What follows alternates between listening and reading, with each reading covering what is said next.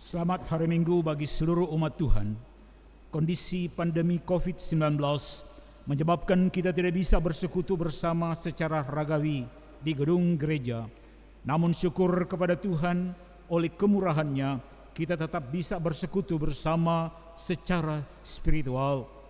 Roh Kudus hadir mempersatukan umat melalui ruang digital yang kita gunakan untuk beribadah secara online serta di dalam gereja kecil yang ada di rumah tangga kita masing-masing.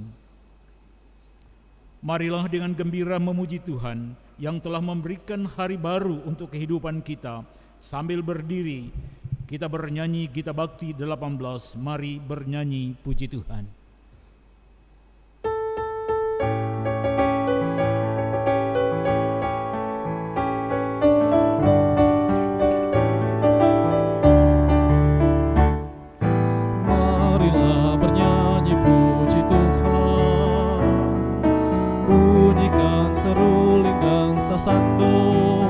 Pujilah Dia di atas tatanya yang mulia.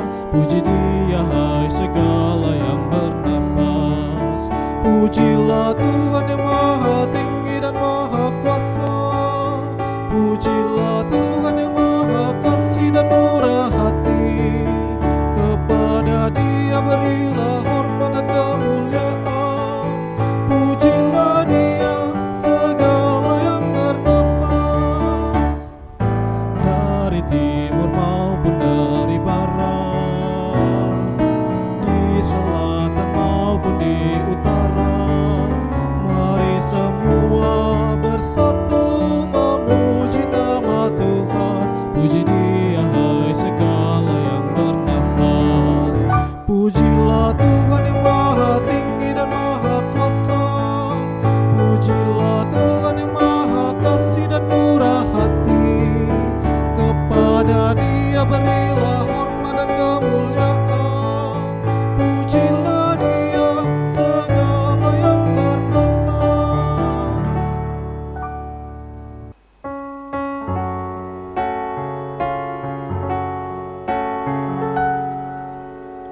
Kulayangkan mataku ke arah gunung-gunung, dari mana akan datang pertolonganku.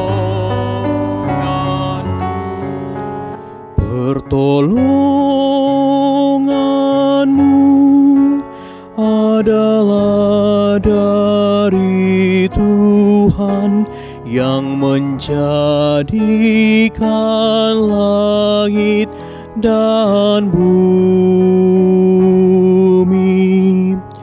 Ia takkan membiarkan kakimu goyah. Penjagamu tak tertidur, tak lelap. Amin.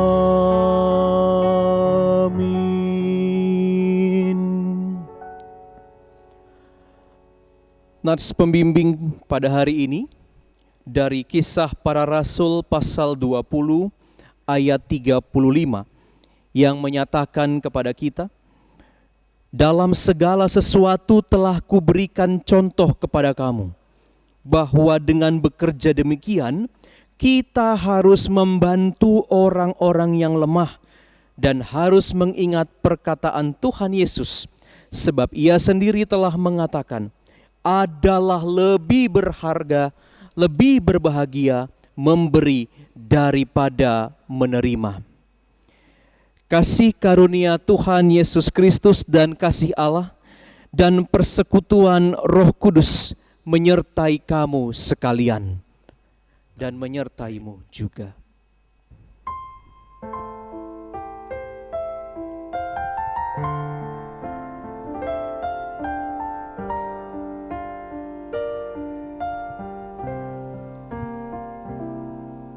Syukur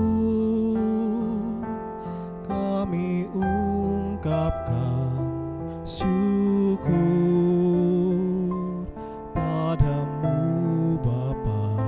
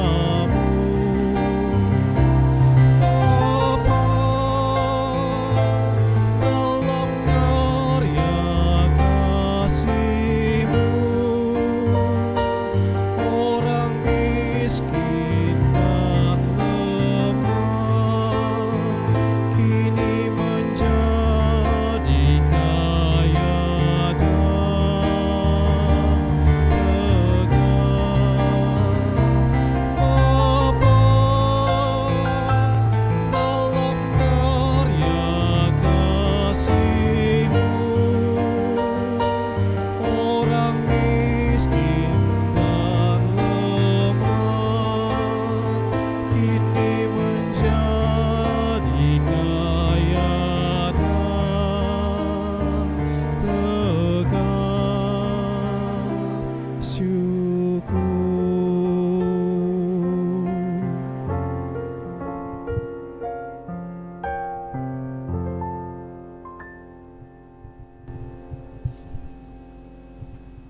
Ya Bapa, di tengah pandemi COVID-19, rahmat-Mu selalu baru setiap pagi. Hanya karena kehendak-Mu sajalah, maka kami masih hidup dan terpelihara. Namun demikian, masih banyak sesama kami yang jauh lebih bergumul dalam menjalani kehidupan harian. Ada yang menjalani hari-hari dengan situasi berduka karena orang yang dikasihi telah berpulang. Ada yang putus asa karena kondisi sakit atau kelemahan tubuhnya. Ada yang depresi karena kesulitan ekonomi. Mereka yang bergumul pun ada di tengah keluarga besar kami, di antara jemaat kami, di sekitar lingkungan perumahan kami. Ampuni kami jika kami cenderung kurang peduli. Ajarlah kami untuk peduli dan bergerak membantu sesama kami. Amin.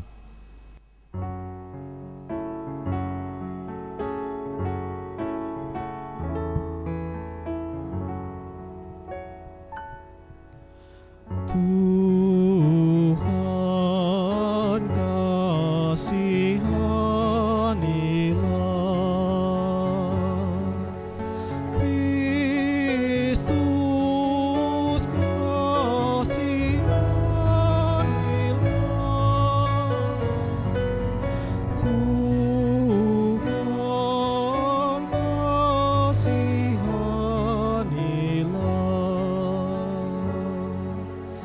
Banyak yang hidup tanpa harapan, lapar dan miskin, siapa menolongnya?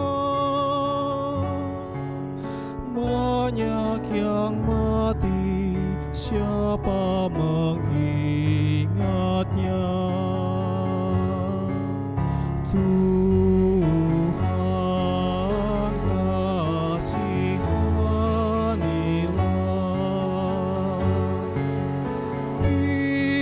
Kristus kasihanilah,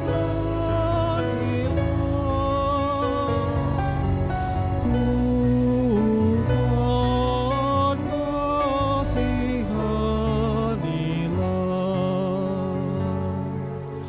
Banyak yang hidup kaya dan mewah, tapi terasing dari sesamanya. Banyak yang mati tanpa sejahtera. Tuhan kasihanilah,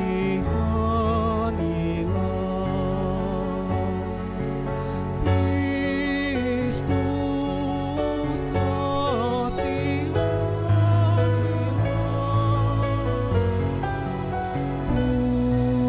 Tuhan kasihanilah.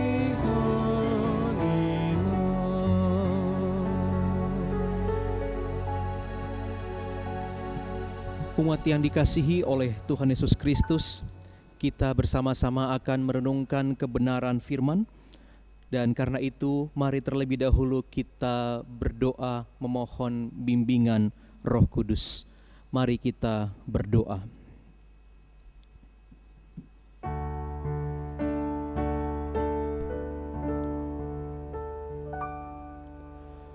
Tuhan, pecahkanlah roti hayat, bagai di tasik dulu kau buat. Kau kerinduanku, ya Tuhanku, di Kau ku cari dalam sabdamu. Kau roti hidupku, firman kudus. Ajarku makan roti itu terus.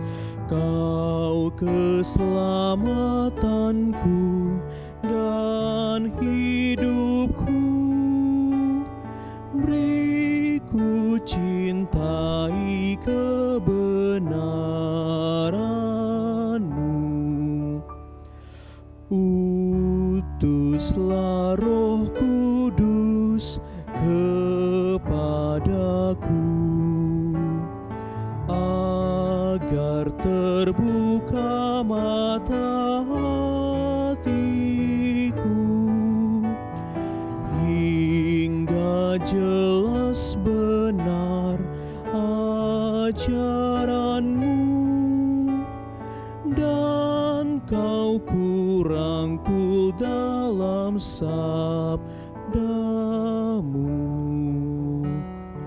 Amin.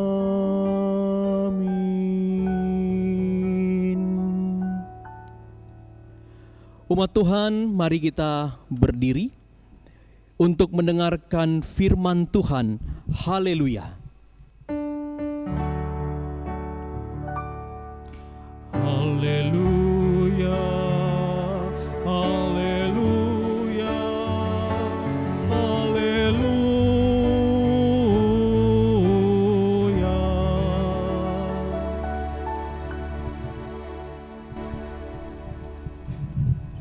Bacaan Alkitab hari ini dari 1 Korintus pasal yang ke-11 ayat yang ke-17 sampai dengan yang ke-23.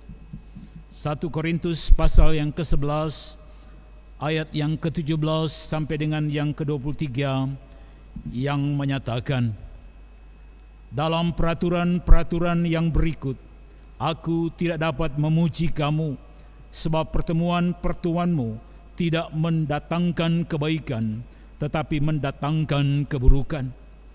Sebab pertama-tama aku mendengar bahwa apabila kamu berkumpul sebagai jemaat, ada perpecahan di antara kamu, dan hal itu sedikit banyak aku percaya. Sebab di antara kamu harus ada perpecahan, supaya nyata nanti siapakah di antara kamu yang tahan uji.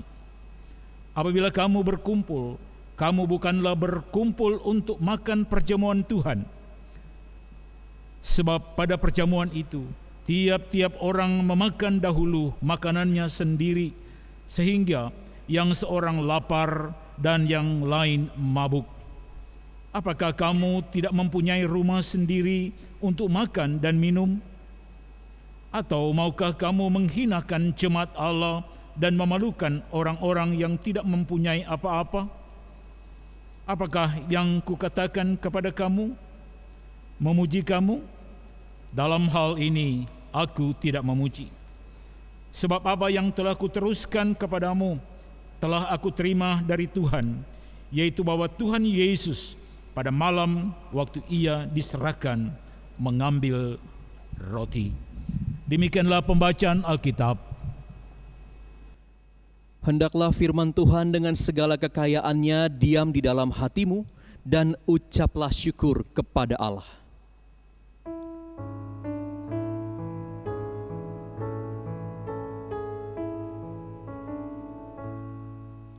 Kepadamu puji-pujian, mada syukur dan segala kemuliaan, ya Bapa, Putra, Roh Kudus, sampai kekal selama-lamanya.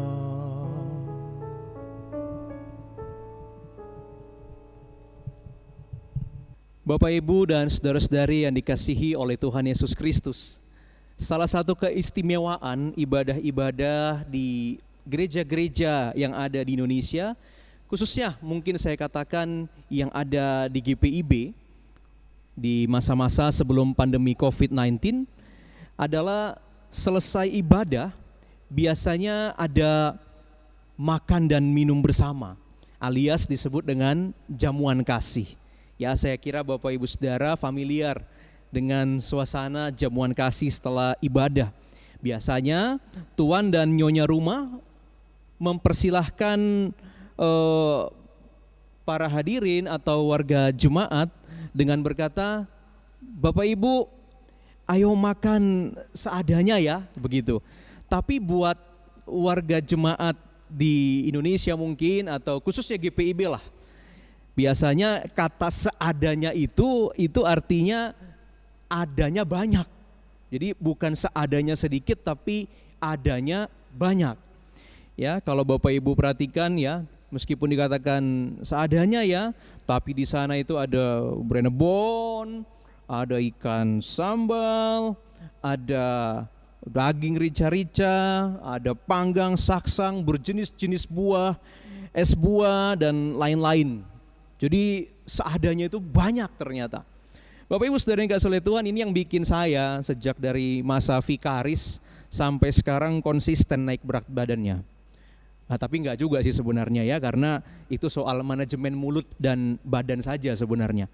Nah, Bapak Ibu yang dikasihi oleh Tuhan, tetapi di masa sebelum pandemi seperti itu, di masa pandemi sekalipun saat ini, banyak keluarga atau ada beberapa keluarga yang masih meneruskan jamuan kasih.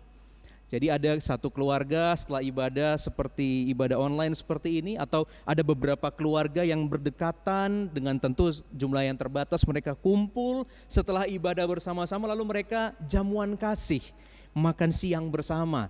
Atau kalau kami di Pospelkes Solavi di Pulau Lingka, ya makan biskuit, teh dan kopi seterusnya seperti itu. Jadi jamuan kasih merupakan momen yang bisa menambah keakraban dan bisa menambah sukacita bersama. Bapak Ibu Saudara yang dikasihi oleh Tuhan, memang ada yang berkata, tujuan kita ibadah bukan makanannya. Betul Bapak Ibu Saudara. Tujuannya adalah persekutuannya, firman Tuhan yang ada di sana. Dan jangan sampai kita juga datang ibadah itu dengan salah motivasi. Itu betul, saya juga setuju. Tapi Bapak Ibu yang dikasihi oleh Tuhan, percayakah kita bahwa soal jamuan kasih ternyata di dalamnya itu mengandung sisi sosial yang juga luhur, yang dapat kita pertimbangkan bersama-sama. Karena di dalamnya Bapak Ibu yang dikasihi oleh Tuhan, di satu sisi jamuan kasih itu, saudara-saudara, membuat warga jemaat jadi erat. Ngobrol bersama-sama, berbagi cerita, cair dan akrab. Itu dimensi sosial dari jamuan kasih. Di sisi yang lain Bapak Ibu yang dikasihi oleh Tuhan, memang bukan tujuan utamanya jamuan kasih ini, tetapi sadar atau tidak, saudara-saudara kita yang mungkin kondisi rumah tangganya sedang kesulitan ekonomi, dia terbantu sekali dengan adanya jamuan kasih setelah ibadah. Mungkin Bapak Ibu sekalian bisa dibayangkan ketika dia beribadah, dia sedang bergumul, Tuhan kondisi rumah tangga seperti ini, kondisi ekonomi seperti ini. Lalu setelah itu ada jamuan kasih, di jamuan kasih dia tertolong, setidaknya satu kali makan dia bisa bersama-sama dengan orang-orang satu persekutuannya. Nah saudara-saudara yang dikasihi oleh Tuhan, dalam sejarah gereja mula-mula, ada juga tradisi jamuan kasih ini, atau yang biasa disebut dengan agape. Saudara-saudara, hal itu tercermin di bacaan Alkitab kita hari ini. Jemaat mula-mula tahun 30 sampai tahun 50 Masehi, khususnya yang kita baca hari ini di Jemaat Korintus, jemaat ini waktu itu belum punya tata ibadah yang lengkap seperti kita sekarang ya, ada prosesi atau setelah masa pandemi tidak ada prosesi tapi juga ibadah dengan tata ibadah lengkap seperti saat ini. Zaman itu belum ada Bapak Ibu Saudara. Ya, ibadah mereka itu pada masa itu tergabung dengan orang Yahudi. Mereka sama-sama ibadahnya entah di sinagoge atau di bait Allah. Jadi belum ada tata ibadah yang lengkap. Tetapi Bapak Ibu yang dikasihi oleh Tuhan, saudara-saudara, zaman itu ada kebiasaan yang sangat unik dari gereja mula-mula, yaitu mereka mengadopsi kebiasaan masyarakat pada saat itu untuk bikin jamuan makan-makan begitu. Tetapi orang Kristen mengubah jamuan kasih itu, jamuan umum itu menjadi jamuan yang punya nilai sosial, tetapi juga punya nilai teologis atau nilai iman.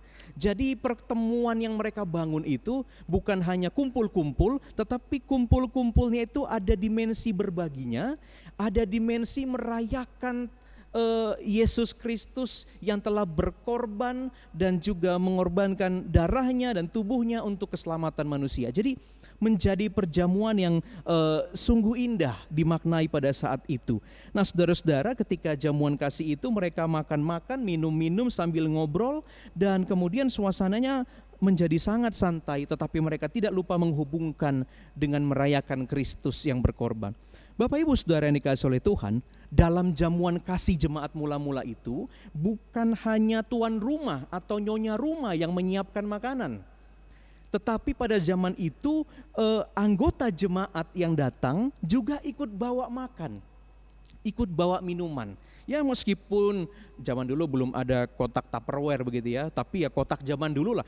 Satu keluarga ada yang bawa satu sayur, keluarga yang mampu bawa 5 menu makanan begitu ya, digabung sama-sama. Jadi disitulah satu keluarga yang mampu punya menu banyak, digabung dengan keluarga yang miskin punya menu yang sedikit, digabung akhirnya semua tercukupi.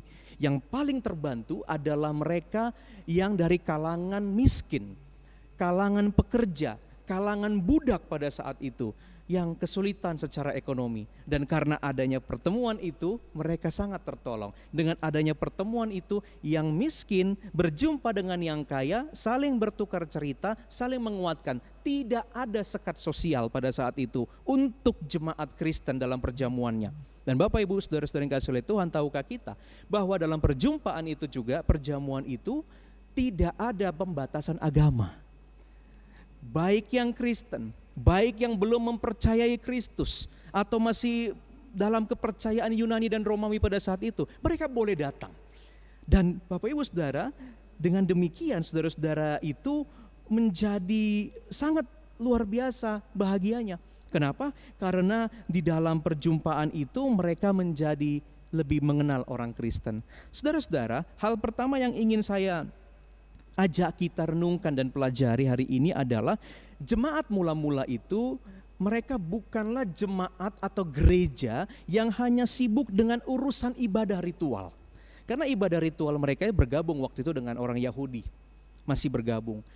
Jemaat mula-mula punya concern, punya perhatian dan punya tekad untuk menata strategi sosial mereka supaya dari kalangan manapun itu bisa dipertemukan, dari suku manapun, dari tingkatan ekonomi manapun, dan apapun agamanya, mereka coba persatukan di dalam suatu perjamuan kasih. Jadi Bapak Ibu Saudara sekalian, orang-orang lintas agama, lintas suku datang merasakan keramah tamahannya pengikut Kristus. Wih, ramah nih pengikut Kristus. Lalu setelah itu mereka ikut di dalam itu, terasa persaudaraannya. Oh ini ya yang namanya komunitas cinta kasih yang dibentuk oleh Tuhan Yesus itu. Lalu setelah itu kemudian mereka semakin mengenal Injil, karena dalam perjumpaan itu pasti dipercakapkan tentang Yesus, tentang karyanya, tentang kebaikan dan kuasanya. Saudara-saudara, itu membuat orang gereja mula-mula sangat menarik bagi masyarakat pada saat itu. Saudara-saudara, gereja mula-mula ini ternyata kalau kita renung-renungkan punya kombinasi yang baik antara diakonia, marturia, koinonia. Saudara-saudara, kita perhatikan dengan cara seperti apa. Mereka berusaha untuk memberikan diakonia, pelayanan yang menghadirkan persekutuan, koinonia, yang dampaknya menjadi kesaksian yang positif bagi orang banyak. Luar biasa. Melayani, lalu kemudian mempersekutukan, kesaksian positif. Wah, luar biasa jemaat mula-mula Bapak Ibu Saudara yang dikasihi oleh Tuhan Yesus Kristus. Maka ini ajakan bagi kita sebagai pengikut Yesus Kristus, sebagai pribadi dan sebagai gereja juga, hendaklah kita punya kesadaran untuk punya karakter seperti jemaat mula-mula, yaitu berusaha memberikan pelayanan kepada sesama, tanpa memandang latar belakang, status ekonomi, gender, asal gereja, suku bangsa, dan agama.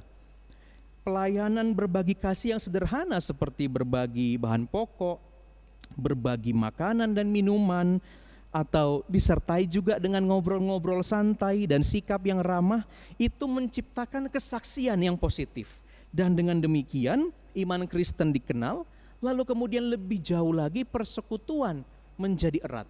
Dengan begitu kita jadi orang Kristen yang melaksanakan tugas panggilan gereja. Nah, Bapak Ibu Saudara yang dikasihi oleh Tuhan, kembali kita ke jemaat Korintus. Karena kita belum sampai pada permasalahan yang terjadi di jemaat itu. Bapak Ibu Saudara, apakah jemaat Korintus konsisten melakukan perjamuan kasih yang luhur ini? Saudara-saudara, ternyata dalam bacaan kita hari ini kita menemukan perjamuan kasih yang mereka lakukan mengalami penurunan makna dan menimbulkan perpecahan dalam jemaat. Ada sebagian, enggak semua, tetapi sebagian jemaat yang melupakan maksud utama dari jamuan kasih itu. Mereka melupakan tujuan perjamuan kasih itu adalah menciptakan kebersamaan sebagai satu kesatuan dan merayakan kehadiran Yesus yang berkorban. Kenapa saudara-saudara dikatakan seperti ini? Mereka melupakan pokok itu. Setidaknya ada 3 kesalahan yang terjadi dalam perjamuan itu. Yang pertama, Bapak Ibu Saudara, kesalahan pertama adalah sebagian warga jemaat, khususnya yang ekonominya mampu, yang kaya. Sebagian jemaat kaya tidak mau menunggu jemaat lain yang belum datang. Jadi dalam persekutuan itu jemaat kaya biasa datang duluan, ya, para bos, para majikan, gak ada pekerjaan yang cukup sibuk waktu itu, datang duluan. Dan biasanya yang agak terlambat itu adalah pekerja, budak, karena mereka harus mengerjakan dulu pekerjaan-pekerjaan tuan mereka. Jadi mereka terlambat. Orang-orang kaya ini tidak mau menunggu. Dan mereka berpikir dalam benak mereka, untuk apa saya menunggu mereka? Memangnya mereka orang penting apa ditunggu-tungguin? Saya udah lapar, saya mau makan aja. Nah, saudara-saudara, tindakan tidak sabar menanti teman, saudara sepersekutuan itu menunjukkan bahwa mereka seolah-olah berpikir yang kaya berhak didahulukan, yang miskin nanti saja. Nah, ini akibatnya buruk. Jemaat yang kaya mengakibatkan jemaat yang kekurangan, yang miskin, minder. Kita terlambat, kita gak ditunggu, kita memang orang kecil ya ampun nasib kita. Jadinya di jemaat itu begitu. Karena merasa ada kelas lagi, padahal awalnya mau dipersatukan yang kaya dan yang miskin. Karena gak ada yang gak ditungguin, berarti ya kita memang orang miskin ya, kasihan kita ya. Yang kedua kesalahan di jemaat Korintus adalah mereka bawa makanan, tetapi yang kaya seringkali memakan sendiri makanan tersebut dan tidak membaginya kepada yang miskin, atau paling tidak menyisakanlah sebagian kecil. Jadi saudara-saudara, dampaknya apa? Akibatnya kepada jemaat pada saat itu adalah jemaat miskin yang tadinya membutuhkan jadi makin kelaparan. Kesalahan ketiga adalah dalam bacaan kita, ada sebagian jemaat yang ya biasa dalam jamuan mereka itu mereka minum anggur dalam perjamuan pada saat itu. Kalau kita mungkin teh, kopi, tapi kalau minuman yang lazim pada saat itu adalah anggur. Nah, anggur kita tahu bersama ini bisa memabukkan, dan ada sebagian jemaat yang dalam perjamuan yang penuh kasih itu justru minum anggur berlebihan sehingga mabuk. Dia tahu sendiri kalau sudah ada yang mabuk dalam persekutuan apa jadinya, ini pasti udah nggak jelas, sudah ngawur dan macam-macam. Jadi 3 kesalahan itu terjadi. Paulus yang waktu itu sedang melayani di jemaat lain mendengar tentang penurunan makna dari jamuan kasih itu. Lalu dia menulis surat bacaan kita hari ini yang merupakan sebuah teguran bersahabat sebenarnya, untuk mengingatkan bahwa yang sudah kalian lakukan terhadap jamuan kasih ini itu sudah tidak lagi perjamuan Tuhan. Itu sudah kayak perjamuan orang-orang pada umumnya, dan kalian tidak lagi memiliki nilai Kristus di situ. Kenapa? Karena perjamuan yang mempunyai nilai Kristus, di sana ada peduli kasih, di sana teratur, di sana ada nilai iman. Makanya Paulus mengingatkan jemaat di Korintus supaya mereka kembalikan perjamuan dengan ingat perjamuannya Tuhan Yesus bersama murid-muridnya. Dia ada berkorban di sana, dia ada mencintai dan mengasihi murid-muridnya, dan di sana ada persekutuan. Itu yang diingatkan oleh Paulus. Hal kedua yang dapat kita pelajari hari ini dari renungan firman Tuhan ini adalah waspadalah dengan mental kenyang sendiri atau kurang peduli kepada sesama yang berkekurangan. Waspadalah terhadap hati yang berat untuk berbagi. Yang diinginkan oleh Tuhan adalah hati yang peduli dan saling berbagi. Saudara-saudara yang dikasihi oleh Tuhan, masa pandemi COVID ini bisa kita lihat sebagai momen yang sangat krusial, sangat penting buat gereja. Karena saudara-saudara, di satu sisi kita, orang Kristen, gereja sebagai pengikut Kristus sedang diuji. Apakah gereja hanya cekatan di dalam mengurusi masalah ibadah dan ritual, atau gereja itu adalah juga gereja yang cekatan dalam masalah diakonia sosial? Gereja sedang diuji, apakah dia adalah gereja yang sebatas bangunan tembok yang pelayanannya hanya terbatasi pada kebutuhan internal warganya? Ini kita sedang diuji bersama-sama. Semua dunia sedang menyoroti juga gereja dalam keberadaannya. Apa sebenarnya hakikat dari gereja itu? Saudara-saudara, justru di mana saat ini kita sedang tidak bisa bersekutu di antara tembok dan di bawah atap ini, kita dituntun oleh Tuhan untuk menjadi gereja tanpa tembok. Kita dituntun oleh Tuhan untuk menjadi gereja yang lebih giat lagi dalam melakukan pelayanan kasih, memberi kesaksian yang positif, dan menjalin persekutuan lintas gereja, lintas agama, dan bahkan juga yang dapat membawa orang-orang terpenuhi kebutuhannya di tengah-tengah kondisi pandemi COVID-19 ini. Oleh sebab itu saudara-saudara, gereja-gereja di mana saudara-saudara bergabung pada saat ini, khususnya juga kita yang ada di GPIB Jemaat Immanuel Batam bersama dengan Pospelkesnya, terus mendorong agar warga jemaat mari berpartisipasi dalam penggalangan dana peduli dampak COVID-19. Kenapa saudara-saudara? Karena ini adalah bagian dari ujian kebersamaan kita sesama jemaat dan dengan warga masyarakat. Pelkat-pelkat, sektor-sektor pelayanan, saat ini Tuhan sedang mengingatkan kita sebenarnya bahwa kita ini adalah mitra sekerja Allah yang dipanggil Tuhan untuk mengerjakan misi Allah yang bukan hanya urusan ritual, tetapi juga panggilan pelkat dan sektor pelayanan adalah juga pada aspek sosial. Jadi perhatikan anggota pelkat kita, perhatikan anggota sektor pelayanan kita, perhatikan anggota masyarakat kita. Saya ingin menutup renungan ini saudara-saudara dengan sebuah cerita kebijaksanaan. Karena ketepatan tanggal 7 Mei kemarin itu peringatan Hari Raya Waisak, jadi saya ingin meminjam kisah hikmat dari saudara-saudara kita yang beragama Buddha. Dan ini baik sekali saudara-saudara. Bagi kita yang pernah ke Jawa Tengah, ke area Candi Mendut.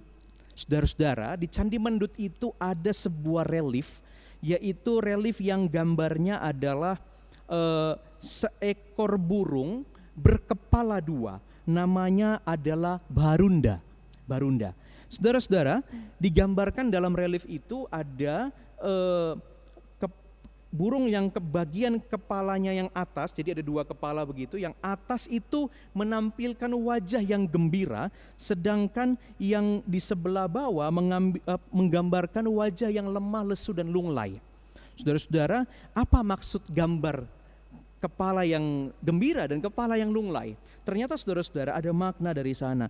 Ada cerita ternyata di balik itu, yaitu kepala yang atas dia selalu mendapatkan buah yang ranum, yang segar, sehingga kemudian dia bisa makan-makan yang enak.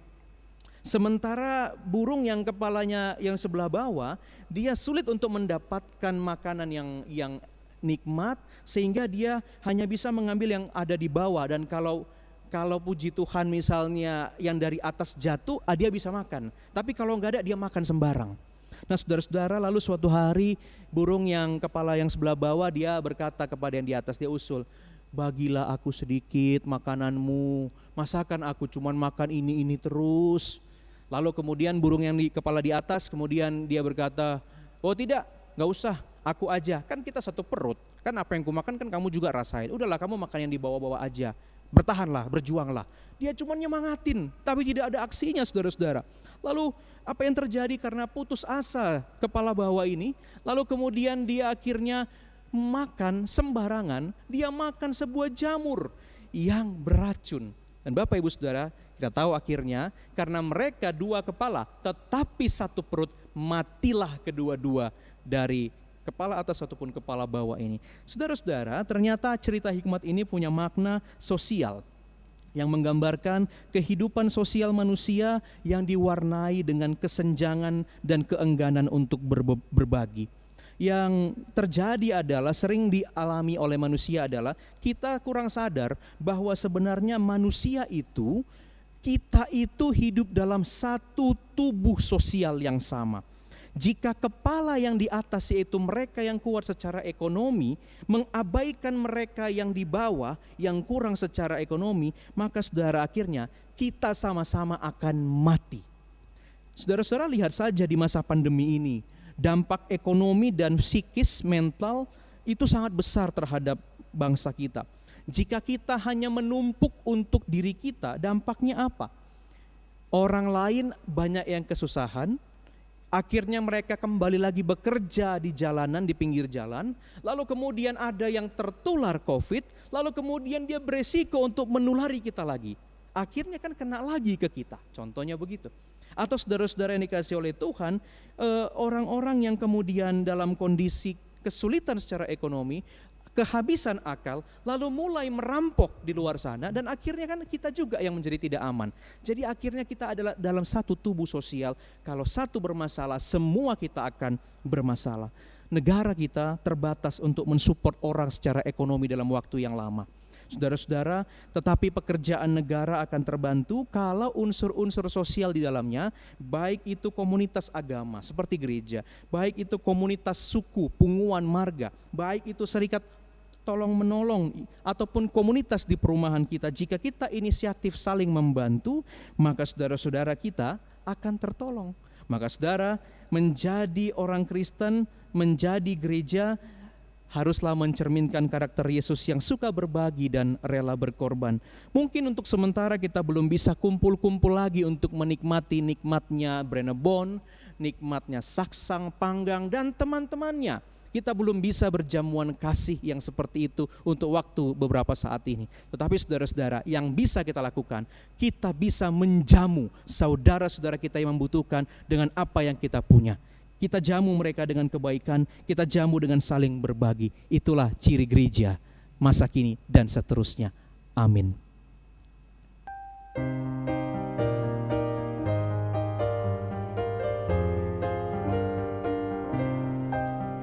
Gereja bagai bahtera di laut yang seram, mengarahkan haluannya ke pantai seberang. Mengamuklah samudera dan badai menderu, gelombang zaman menghempas yang sulit ditempuh. Penumpang pun bertanyalah selagi berjeri, betapa jauh di manakah labuhan abadi. Tuhan tolonglah, Tuhan tolonglah, tanpa Dikau semua binasa kelak. Ya Tuhan tolonglah.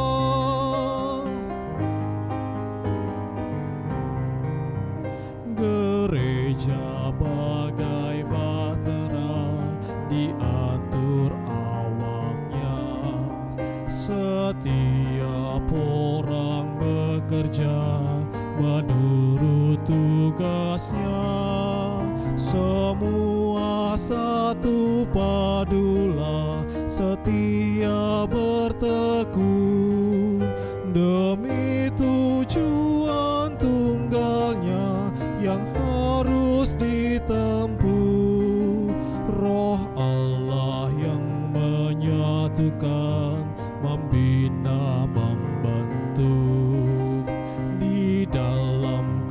kasih dan iman dan harap yang teguh.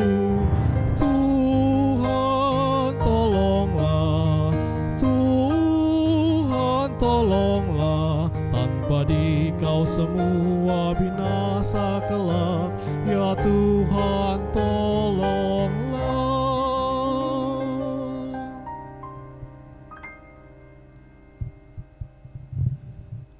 Umat Tuhan, marilah kita berdiri bersama dengan semua orang percaya di segala waktu dan tempat.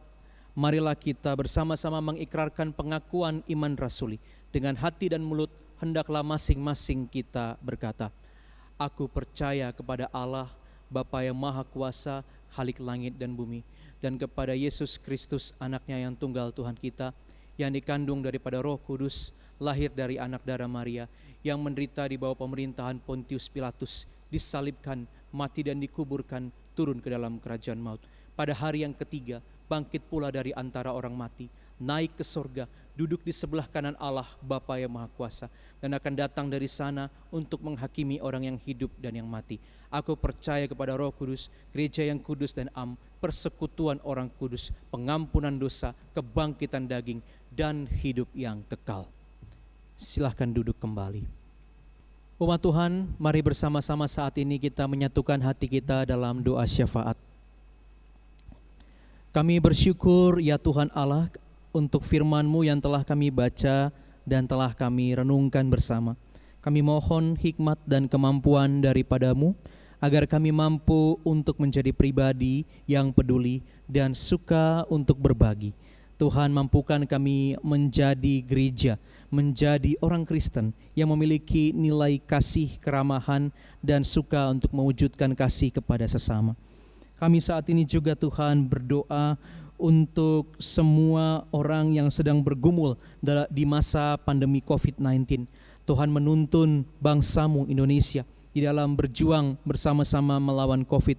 Biarlah Tuhan Engkau memberkati setiap orang yang sedang bekerja, pemerintah di dalam segala kebijakannya, beri hikmat sehingga mereka dapat menata kebijakan dengan baik di masa-masa pandemi ini.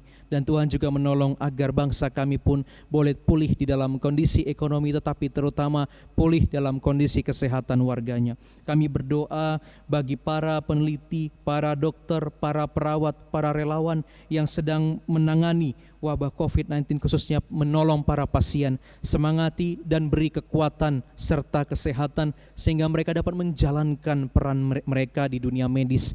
Tuhan, biarlah juga para peneliti berhasil menemukan vaksin yang diperlukan agar wabah ini pun segera berlalu. Tuhan, kami pun berdoa bagi mereka yang saat ini sedang bergumul dalam kondisi sakit, khususnya yang bergumul dalam kondisi kelemahan tubuh karena terpapar COVID-19. Tuhan juga memberi semangat pengharapan dalam diri mereka, menguatkan tubuh imun mereka, dan juga Tuhan membuat mereka semangat agar mereka mampu menang melawan virus yang ada dalam tubuh mereka sehingga mereka pun pulih. Bapa, kami pun berdoa untuk gereja Tuhan di seluruh Indonesia yang sedang berjuang bersama-sama di dalam pelayanan, persekutuan, dan kesaksiannya. Tuhan menopang agar gereja menjadi inspirasi bagi warga di dalam pewujudan kasih, di dalam memberitakan kabar baik, dan juga menghimbau, mengajak jemaat bersama dengan masyarakat untuk berpengharapan dan juga untuk bergerak bersama menyikapi kondisi pandemi ini. Bapa, kami berdoa secara khusus untuk gereja-Mu GPIB Immanuel Batam bersama juga dengan pos Pelkesnya. Tuhan menyertai agar umat Tuhan bertumbuh di dalam iman, meskipun dalam kondisi harus beribadah online pada saat ini. Dan juga Tuhan memberkati agar semua umat Tuhan juga ada dalam damai sejahtera meskipun dalam kondisi keterbatasan secara physical distancing pada saat ini. Tuhan juga menopang jemaat Di dalam pergumulan perekonomian, Tuhan tetap mencukupkan dan memelihara. Tuhan juga memberikan kesehatan bagi seluruh anggota jemaat, menguatkan dan menyemangati kami di dalam menjalani kehidupan sehari-hari kami. Bapa, kami pun berdoa untuk gereja-Mu agar para pelayan dan juga seluruh orang yang terlibat di dalam pelayanan diperlengkapi dengan Roh Kudus, disemangati untuk dapat melayani secara kreatif dan juga secara penuh dengan kasih di tengah-tengah masa pandemi ini. Kami berdoa Bapa, biar semua program pelayanan yang dikerjakan di dalam masa-masa pandemi ini sungguh-sungguh boleh menyentuh kebutuhan yang diperlukan oleh umat-Mu dan juga diperlukan oleh masyarakat. Kami berdoa juga Tuhan, biarlah Tuhan memberkati setiap rumah tangga agar dianugerahi dengan kerukunan dan damai di dalam rumah tangga mereka. Ya Bapa yang baik, kami berdoa dan berseru kepadamu. Kami berharap pandemi ini segera berlalu. Tapi juga Tuhan, apabila waktu Tuhan belum tiba pada saatnya, kuatkanlah kami melangkah Tuhan. Mampukanlah kami untuk melayani dan juga bersekutu dan juga berbagi bersama dengan orang-orang di sekitar kami. Biarlah Tuhan di tengah-tengah masa pandemi ini kami tetap dibentuk untuk percaya, untuk melayani Tuhan dan sesama. Ya Tuhan, dalam pengasihan-Mu kami memohon, dengarkanlah doa kami. Peliharalah kami dalam kasih Tuhan Yesus Juru Selamat yang mengajar kami berdoa. Bapa kami yang di sorga, dikuduskanlah nama-Mu, datanglah kerajaan-Mu, jadilah kehendak-Mu di bumi seperti di sorga. Berikanlah kami pada hari ini makanan kami yang secukupnya, dan ampunilah kami akan segala kesalahan kami, seperti kami juga mengampuni orang yang bersalah kepada kami.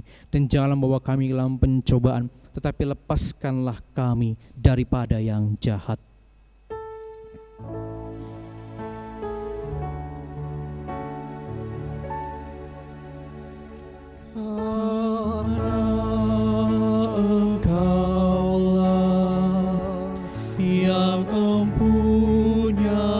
Kerajaan dan kuasa dan kemuliaan sampai selama-lamanya. Amin.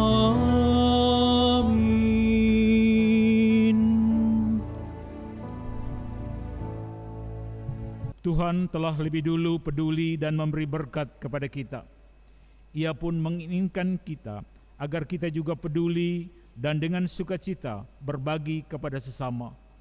Amsal pasal yang ke-28 ayat yang ke-27 mengingatkan kita bahwa siapa memberi kepada orang miskin tak akan berkekurangan, tetapi orang yang menutup matanya akan sangat dikutuki.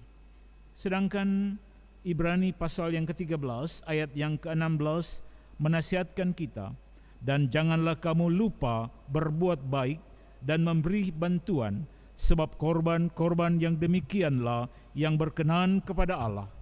Mari bersyukur dan memberi persembahan sambil bernyanyi dari Kidung Jemaat 433 bait pertama sampai dengan yang ketiga. Aku suka membagi.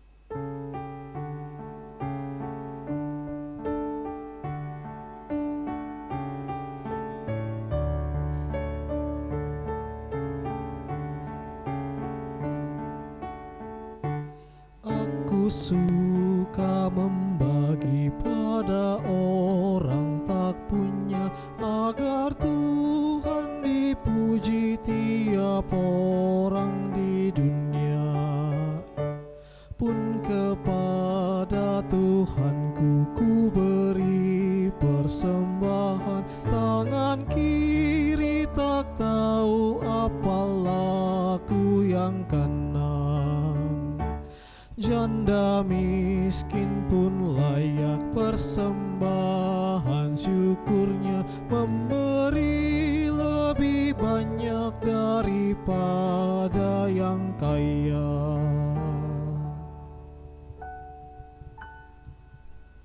Mari kita berdiri untuk menyerahkan persembahan syukur ini kepada Tuhan. Mari kita berdoa. Dalam segala situasi kehidupan, Engkau, Tuhan, selalu beserta dan memberikan berkat pertolongan-Mu kepada kami. Terimalah ya Tuhan persembahan syukur yang kami bawa dalam hati yang bersyukur dan bersukacita. Semoga persembahan ini dapat dikelola oleh gereja-Mu untuk mewujudkan damai sejahtera bagi jemaat dan masyarakat, khususnya di tengah pergumulan pandemi COVID-19 ini. Amin. Marilah melanjutkan ibadah dalam wujud kegiatan keseharian kita.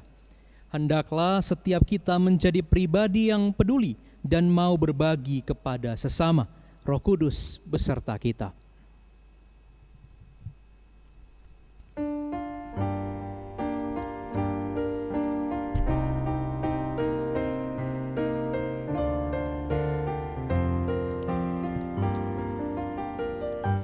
Dalam Roh Yesus Kristus kita satu tetap.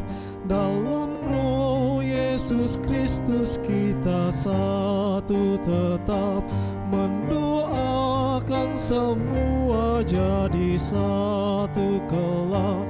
Biar dunia tahu bahwa kita muridnya dalam kasih tubuh Kristus yang esa. Kita bahu-membahu melayani terus. Kita bahu-membahu melayani terus. Kita saling membela dalam kasih kudus. Biar dunia tahu bahwa kita muridnya dalam kasih tubuh Kristus yang esa. Puji Bapa Sorgawi pemberi kurnia. Puji Yesus Mesias penebus dunia. Puji Roh pemersatu dalam kasih Bapa. Biar dunia tahu bahwa kita muridnya dalam kasih tubuh Kristus yang esa.